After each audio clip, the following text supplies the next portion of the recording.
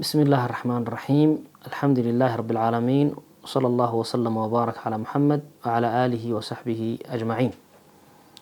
waxaynu tilmaamaynaa insha allahu tacaala waxyaabaha soonka waxba aan yeelaynin, wax dhibaato aan u keenaynin qofka hadduu la yimaado. waxyaabaha soonka waxba aan yeelaynin waxaa ka mid ah cadayga. qofku hadduu cadaydo maalinta gelinkeeda hore iyo maalinta gelinkeeda dambe waa isku mid weeyaan. cadayashada uu cadayanayo waxba soonkiisa yeeli maayo, welibana waa sunna weeye cadaygu. ورسولك صلى الله عليه وآله وسلم وينو بوري لولا أنا شق على أمتي لأمرتهم بالسواك عند كل صلاة.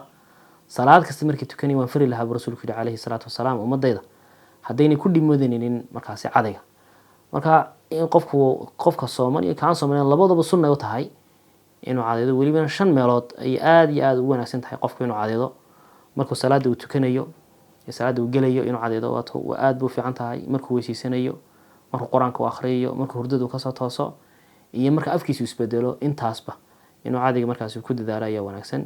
marka qofkii soomanaana waa la mid weeyaan, soonku marka waxba yeeli maayo. cadayashadu labada gelinbana waa isku mid weeyaan. waxyaabaha kale iyadana soonka waxba aan yeelaynin waxaa ka mid ah meedhashada. qofku inuu meedho maalinta gelinkeeda hore gelinkeeda dambe iyadana waa isku mid weeyaan. haddii markaas uu qabowsado uu kululaado, hadduu madaxa iska meedho, hadduu jidhka o dhan uu meedho, iyadana waa ay u bannaan tahay, waxbana yeeli mayso. waxaana laga soo wariyay rasuulkeena sala allahu calayhi wasalam inuu qabowsan jiray marka kululaado oo kale. waxaa kale iyadana saxaabada qaar ka mid ka sugnaatay cabdillaahi ibnu cumar ibn khataab radia allahu canhuma inuu isaguna waxa weeyaan uu meedhan jiray ama madaxa uu saaran jiray tuwaal qoyan oo marka kuleylku badan uu jiro oo kale. marka qofku meedhashada uu meedhanaya iyadana waxba yeeli mayso, xilliga doona ayaa uu meedhan doona. waxyaabaha kale iyadana soonka waxba aan yeelaynin waxaa ka mid ah qofkii waagu u dilaaco isagoo jinaabaysan intuu suxuurto dabeetana uu soonkii uu niyoodo, dabeetana waagii uu saa kusoo gaadho isagoo jinaabaysan oo aan daahir aan ahayn, amaba gabadhii oo dhiiggii ka go-ay oo iyaduna niyootay oo soontay oo xaggada markaasi ka meedhata, iyaduna markaas waa ay bannaan tahay, waxbana yeeli mayso soonkiisii. waayo qofku inuu jinaabadii daahir ka ahaada marka uu niyoonayo shardi maaha markaas iyadu. bal rasuulkeena sala allahu calayhi wasalam ayaa ay ka sugnaatay arrintaasi. marka qofkii inuu waagu u dilaaco uu soo gaadho aroorta hore xilliguu suxuurtay dabadeed ee uu niyooday isagoo jinaabaysan, iyadana waxba yeeli maysa. ee marka dambe salaada uu tukanayo salaada subax ayaa markaas uu meedhan doonaa oo wax la rabaa isagoo daahir inuu salaadii uu tukado. waxyaabaha kale iyadana soonka waxba aan yeelaynin waxaa ka mid ah qofku inuu cuntada dhadhamiyo oo kale. dhadhamada cuntada uu dhadhaminayo iyaduna waxba yeeli mayso. waa cabdillahi bn cabaas radia allahu canhuma waxaa ka sugnaatay in uu yidhi laa ba'sa an yaduuqa alkhal. khalka inuu qofku dhadhamiyo wax dhibaa iyadu markaasi ma laha oo wax dhibaato u keeni mayso. marka qofku wuxuu iska ilaalin doonaa uun cuntada uu dhadhaminaya inay hoos u dhaafto oo dhuuntii iyo xagga markaa calooshay gaadho ayuu iska ilaalin doonaa. waayo dhadhamadu waa carabkan weeyaan. marka iyadana qofkii cuntada samaysanayay inuu cuntadiisii dhadhamiyaa waxba yeeli mayso.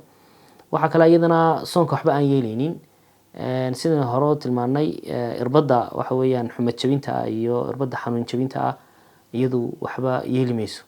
waxaa kale lamid ah iyaduna dhibicdhibicda indhaha lagu shubo oo kale ama dhagaha lagu shubo oo kale, iyaguna soonka waxba yeeli maayaan.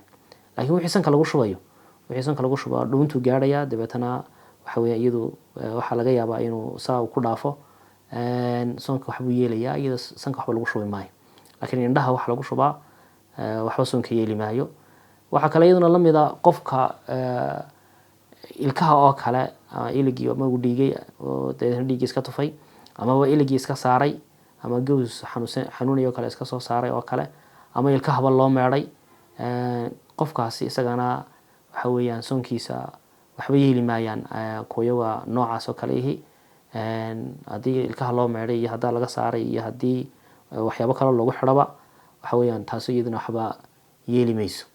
waxaa kale waxba aan yeelin waxaa ka mid ah qofku inuu istoobo, toobniinka oo kale soonka waxba yeeli mayso. laakiin culimadu waxay dhahdeen waa karaahiye weeyaan, waa laga fiican yahay. sababtoo ah qofku markuu isa saro ee dhiigu ka yimaado jidhkiisa waa daciifaya.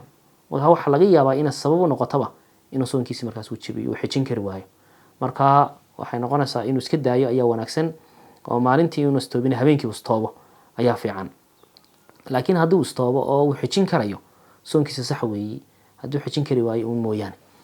waxa kale iyaduna halkaa la macna oo soo gudagelaya qofku inuu dhiigga shubo, oo qof xanuunsan iyo dhiig in loo shubo iyadana dhib ma laha haddii uu qofku waxa weeyaan aynay ku keenaynin wax dacfiya oo sabab u noqonaysa inuu markaas waxa weeyaan soonkii uu jabiyo. sida ugu fiican waxa qofku dhiigga hadduu shubayo iyo hadduu istoobayaba inuu maalintii iska daayo ayaa wanaagsan oo habeenkii uu shubo ama uu istoobo. laakiin haddii ay noqoto inuu qof xanuunsanayo oo degdeg loogu baahan yahay dhiiggaasi oo ku badbaadayo inuu u shubo, waa u shubayaa, soonkiisana waxba noqon maayo hadduu xijin karayo.